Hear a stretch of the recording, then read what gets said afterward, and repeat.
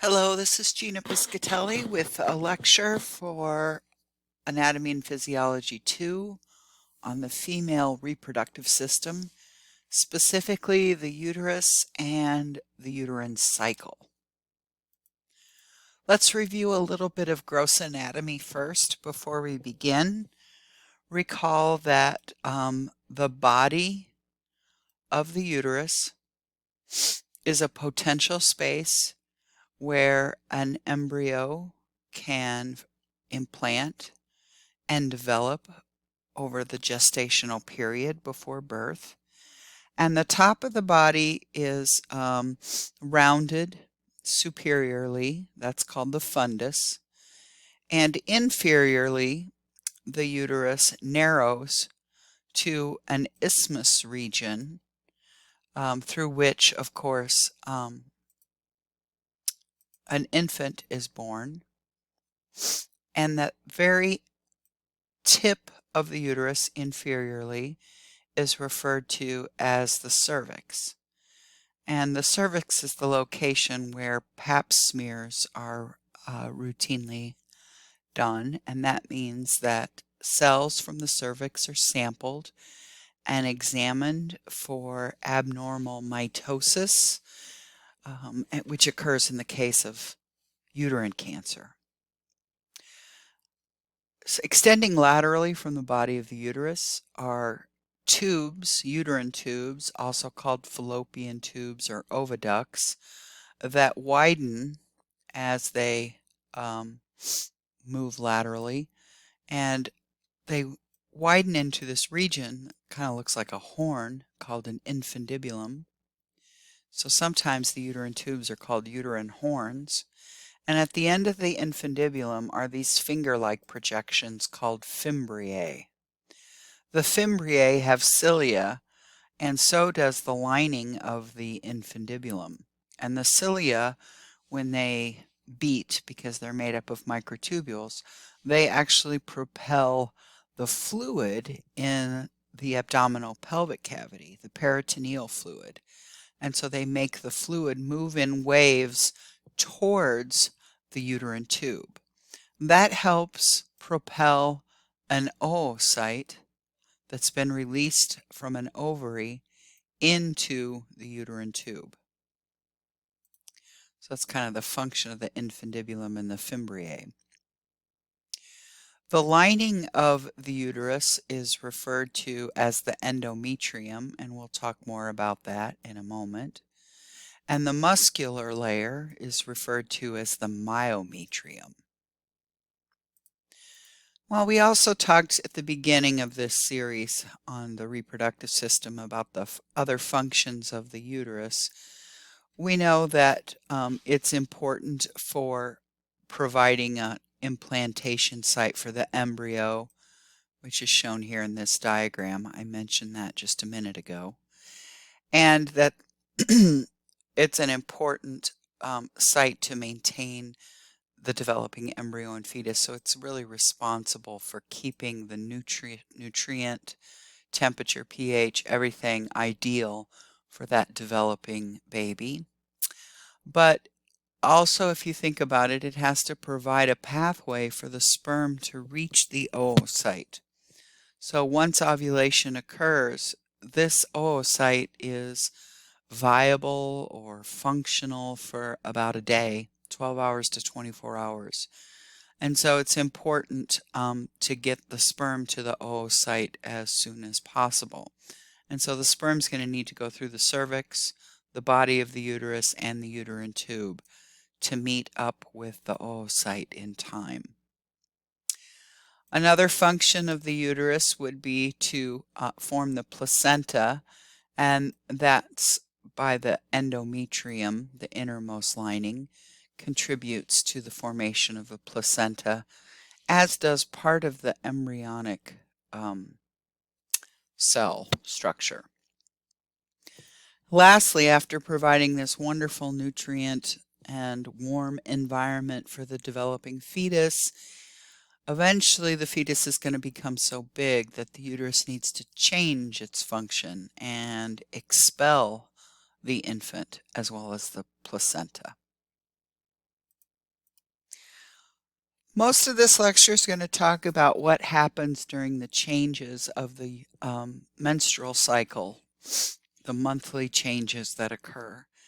And this relates to the wall of the uterus that we just talked about, the myometrium and the endometrium.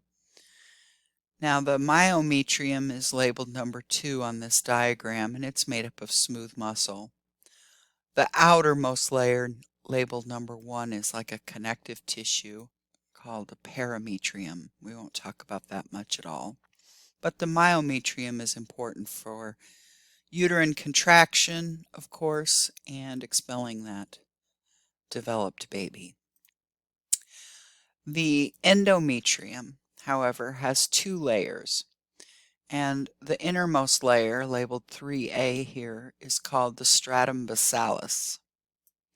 And the innermost, or deepest layer, is labeled 3B, and that's the stratum functionalis.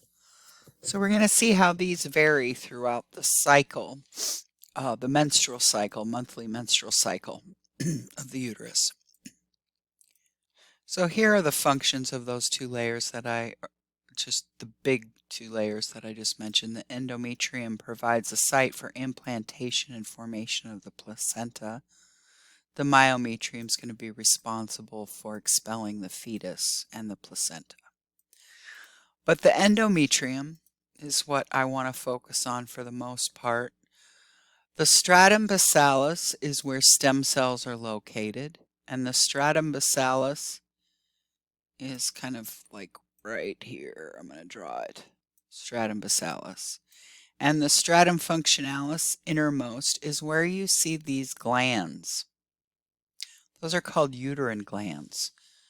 And the uterine glands in the stratum functionalis of the endometrium secrete glycogen-rich fluid. So that provides some nourishment for the developing embryo. Now the menstrual cycle first begins at puberty roughly, and it's going to be due to or under the influence of ovarian hormones. And of course, ovarian hormones don't start being produced at high enough levels to affect the uterus until puberty hits. The first menstrual cycle is called menarche. And the menstrual cycle happens approximately every 28 days or once a month until menopause hits. And what happens during the cycle is that the endometrium thickens and then thins. It thickens and then thins. And every month when it thickens, it's all in preparation for a pregnancy. If pregnancy doesn't occur, then the endometrium will be shed, most of it, and what's remaining will be much thinner. So this entire cycle is controlled by the levels of ovarian hormones that we learned about in the last lecture, estrogen and progesterone. So before we look at how estrogen and progesterone act, let's look at the changes in the menstrual cycle. The changes in the thickness of the endometrium that occurs throughout this monthly menstrual cycle is due to changes in the stratum functionalis. The stratum bassalis of the endometrium is where stem cells are located, and generally it doesn't change in thickness. It's just the stratum functionalis that does so. What will happen in the stratum functionalis in response to estrogen is that the uterine glands will increase in length and they'll coil, and then in response to losing progesterone, you'll see that they'll change again. So when they change and they become shorter and the coiling decreases, we're going to see that this is a source of tissue discharge. Now when the stratum functionalis is shed and this tissue is discharged each cycle, the stratum bassalis stays. It stays intact, and is able through mitosis to form a new stratum functionalis after menstruation. This fluctuation in thickness is due to what happens to the vascular supply to the uterus, how blood vessels respond to the ovarian hormones. And so we need to understand what blood vessels supply the uterus. So let's go through this anatomy briefly. You're all familiar with the aorta, the abdominal aorta. And we did learn about the ovarian artery in lab, but that's not the one that's going to go to the uterus. Now there's some anastomoses and there might be some connection, but those aren't the main vessels that we want to look at. Instead, we want to look at the vessels that come off of the the internal iliac artery. And that is the uterine artery. So the uterine artery is a branch off of the external iliac artery, and it goes to supply the parametrium, the myometrium, and the endometrium of the uterus. Now the uterine artery is somewhat large in diameter. Everything's small when you're talking about these little blood vessels and arterioles. But notice that there's a branch or several branches off of the uterine artery that form this arcuate artery, which is reminiscent of what we saw in the kidney, an arcuate artery kind of going around the periphery of an organ. This arcuate artery then gives rise to arteries that are called spiral arteries, and some arteries are straight arteries. What we really care about are these spiral arteries, because these are the ones that are going to change in diameter throughout the menstrual cycle or the monthly uterine cycle. These spiral arteries are really small and they're supplying just the endometrium right there. They dilate or constrict in response to hormone levels, and these are ovarian hormones that we're talking about. So this picture excuse me, gives you a better idea of the anatomy, I think. It's just a diagram, but it gives you a better idea of the anatomy of both the blood supply and the uterine glands. So this is the endometrium right here. And the uterine gland makes a glycogen-rich fluid that I guess you would say is an exocrine gland. And the glycogen would then be in the lumen of the uterus. The arteries that I mentioned before that branch off of the arcuate artery, there's really a radial artery first, but I didn't ask you to know that. The spiral artery is what we're looking at right here. The spiral artery. That's the one that will constrict or dilate. And of course, if it dilates, more blood goes to the endometrium. If it constricts, then less blood would go to the endometrium. So these are the changes that happen to the endometrium throughout the cycle. So this is kind of like before a hormone surge. We have the myometrium, then the stratum basalis, and then finally the stratum functionalis. And notice that the spiral arteries are in the stratum basalis. So the stratum basalis is getting blood supply from the arcuate artery and the radial artery. The endometrium, the stratum functionalis of the endometrium is getting blood supply mainly from those spiral arteries. Now, that's the status quo. This is called the proliferative phase, and we'll come back to that. The next phase of the uterine cycle is called the secretory phase. And in this case, the uterine glands become enlarged, wider, longer, and more coiled. So they respond to hormonal changes and secrete more glycogen fluid. The next phase of the uterine cycle is referred to as the menstrual phase. And in the menstrual phase, you see that now the uterine glands have decreased again in size. And you'll also notice there's some bleeding happening. This occurs because blood vessels constrict to the point of actually becoming necrotic at the very tips and releasing their expelled blood into the lumen. So it's this region, the stratum functionalis, that will be shed along with the blood during menstruation. So we're going to learn the names of these different stages of the uterine cycle and what causes the uterine glands to coil like this and what causes the spiral arteries to constrict and dilate. I've created a worksheet available for you that you might want to use. It's on Blackboard, and it's essentially just filling in what's on the next slide. So if you don't have it with you now, you could certainly do it afterwards. It wouldn't be a big deal. So first, let's just get the phases down, or the stages of the uterine cycle. The first is proliferative.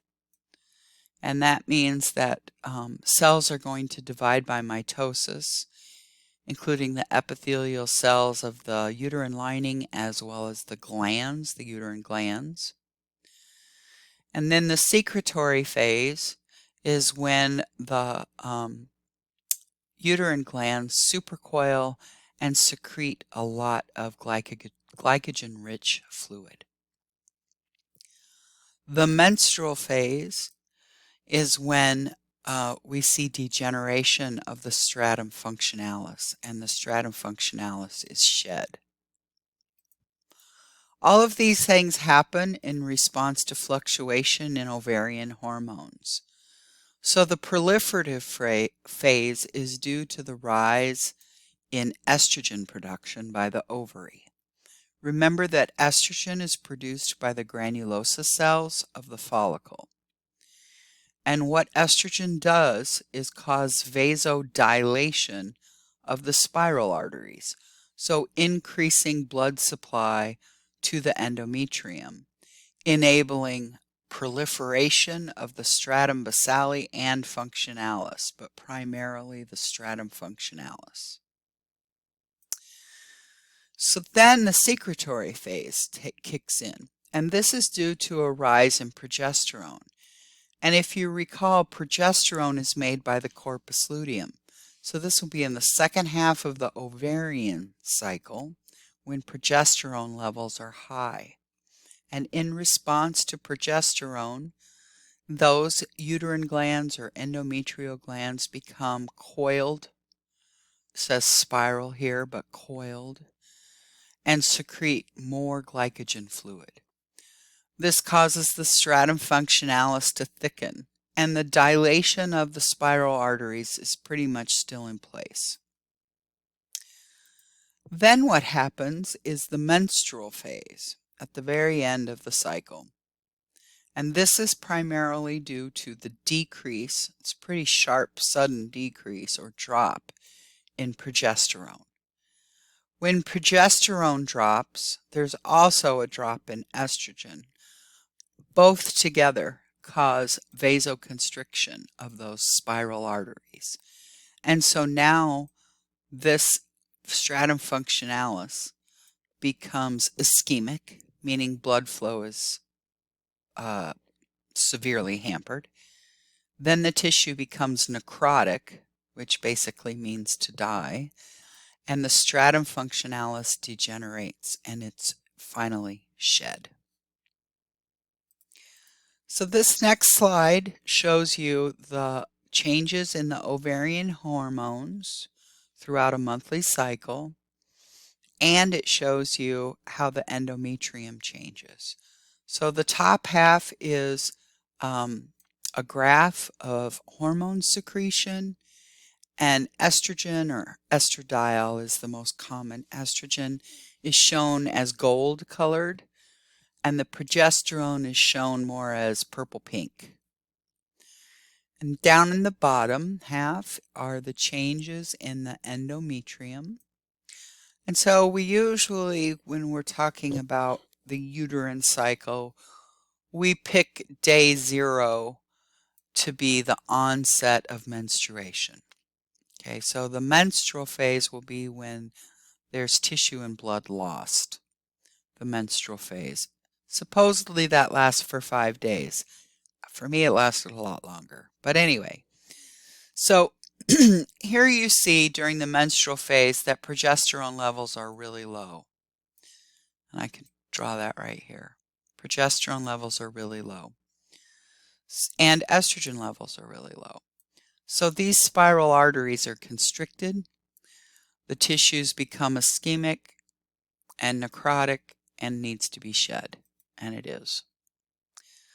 But then the next phase that happens is due to the fact that the follicular cells in the ovary have multiplied and they're producing a lot of estrogen. In fact, there's going to be one follicle that's so dominant and such a high producer of estrogen that you're going to see a really high peak in estrogen. Estrogen causes proliferation of the stratum functionalis. So it's going to thicken just due to mitosis. And then progesterone begins to be secreted by the ovaries corpus luteum. And progesterone causes the uterine glands to kind of coil or spiral and secrete a lot of glycogen. So progesterone maintains what we call the secretory phase. And there's some estrogen there too. It does keep the arteries kind of vasodilated during the proliferative phase as well as the secretory phase. But then we see at the end of the cycle, day 26, we'll call it, we see a pretty quick drop in progesterone first, and then in estrogen. And both of those drops together, particularly progesterone, causes those spiral arteries to vasoconstrict. The tissue becomes ischemic, necrotic, and we're back where we started, menstruation. So that's how the ovary controls the uterus. Now we're going to look at the rest of the uterus, specifically the cervix, and just briefly mention that the function of the cervix is, to provide a kind of a nice exit point for the developing baby, an entry point for the sperm, but also to protect the developing embryo and fetus from bacteria, anything else that might enter the uterus. So it does that by secreting mucus, and that mucus will block bacteria and sperm. That mucus even blocks sperm at points in the cycle, the ovarian cycle, when a mature oocyte is not being released. But we know that an oocyte is released at mid-cycle. So that's when you don't want sperm to be blocked. And at that point, the cervix makes mucus that thins a little bit. Again, this is due to ovarian hormones. The cervix dilates. It's able to dilate during birth through relaxation of the myometrium and stretching of the parametrium as well as the endometrium. Now let's look at the uterine tubes. The uterine tubes are also referred to as fallopian tubes or oviducts, and in non-human species sometimes we call them uterine horns, but typically not in humans. Their job is to capture the ovum or oocyte at ovulation and propel it towards the uterine body. Because this is where the site of fertilization usually happens, is in the uterine tube. So how does this happen? Well, the uterine tube is able to bend towards the ovary, and when that happens, the fimbriae come in closer contact with the surface of the ovary. The cilia on the fimbriae and inside the uterine tube, right there at the infundibulum, start beating, and they create a current of peritoneal fluid. And that peritoneal fluid will help swish the oocyte into the uterine tube. Now, not both ovaries are able to release an oocyte at the same time. They typically alternate, one and then the other, month after month. Not that you couldn't have the same ovary releasing an oocyte 2 months in a row. You could. I'm not actually sure how that's controlled. But so the job of the uterine tube is to capture the oocyte at ovulation and propel it towards the uterine body.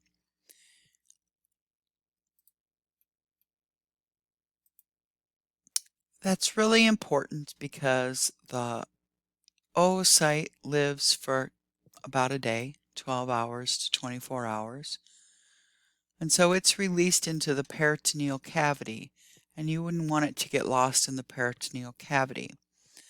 So it gets swished into the uterine tube, where it will make its way eventually towards the uterine body, but it won't make it within 24 hours. So sperm need to travel to the oocyte, and sperm can actually live within the female reproductive tract for 6 days.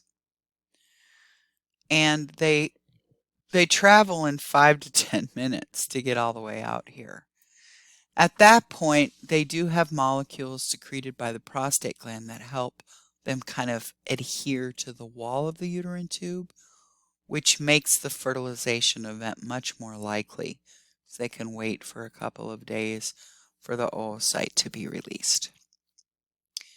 Okay, that's all for this lecture. Thank you very much for listening.